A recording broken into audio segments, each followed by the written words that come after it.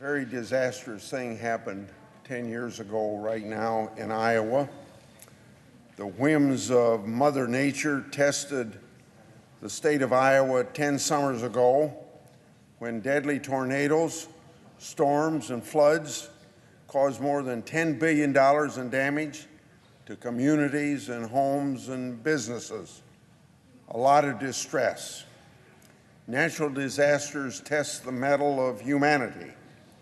But by every measure, my Iowans were tested in 2008. Unfortunately, parts of Iowa, like Mason City, are experiencing flooding once again, almost 10 years to the day. 10 years ago, 88 of our 99 counties were declared a natural disaster. Epic floods and E5 tornadoes ripped holes through the center of many neighborhoods. Thanks to civic leadership, thanks to bootstrap mentality, tireless volunteers and members of the National Guard answered the call to survive and thrive from the crisis. The rallying cry to rebuild and recover has driven a decades-long drive to restore and revitalize these Iowa communities hurt 10 years ago by these massive natural disasters. It was a tough row to hoe. Orchestrating the massive cleanup is one thing. Paying for it is another. Congress, as we often do for natural disasters, approved nearly $800 million in federal block grants within the first year to help homeowners with restoration and buyout efforts. However, the wheels of the federal bureaucracy too often are painstakingly restrictive to navigate. From housing and urban development to FEMA and the Army Corps of Engineers, local residents got a firsthand taste of the federal alphabet soup. When community leaders and businesses and homeowners got mired in bureaucratic molasses, I worked with our entire Iowa congressional delegation to take care of these immediate needs and to help develop long-term planning for the floodplain, such as levee improvements and flood protection systems to avert future catastrophe. In addition to directing federal disaster assistance to recovery and rebuilding efforts, I wrote the Homeland Disaster Tax Relief Act to give flood-ravaged homeowners and businesses a fresh start.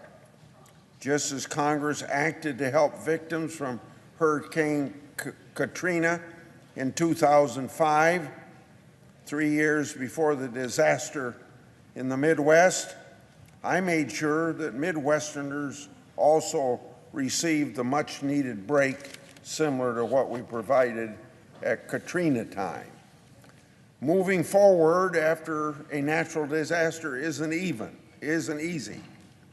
Volunteers affirmed Iowa's treasured heritage of helping neighbor, rescuing residents and pets from flood-ravaged neighborhoods.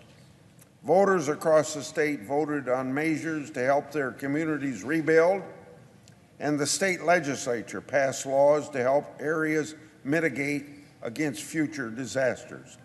City planners developed a strategy to revitalize their cities and towns. Recovery efforts stumbled along the way, to be sure. You see, it takes time to see sunshine and rainbows after one of the state's worst disasters in history. Collaborating and finding consensus isn't easy. In fact, governing isn't easy. Despite the incalculable loss of personal belongings, blended with physical, emotional, and financial toll of starting over, the people of Iowa didn't quit, and we're more resilient and better prepared now than we were before these disasters. However, work remains to be done.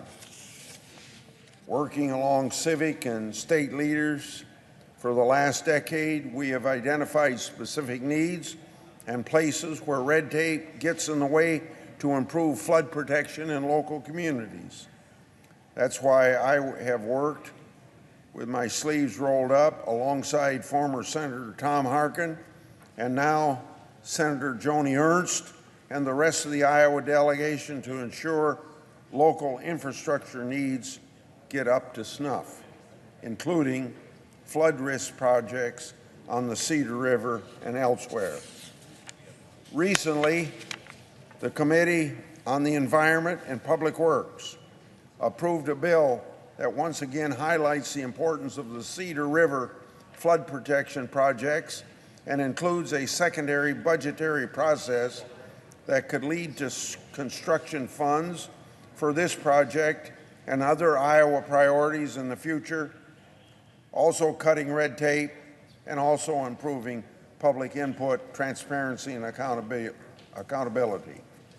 The people of Iowa have earned a well-deserved salute to civic participation. It's a good day to share pride with your fellow citizens. Thanks to our people's resilience and hard work. And because of that, better days are yet to come. I yield the floor and suggest the absence of a quorum.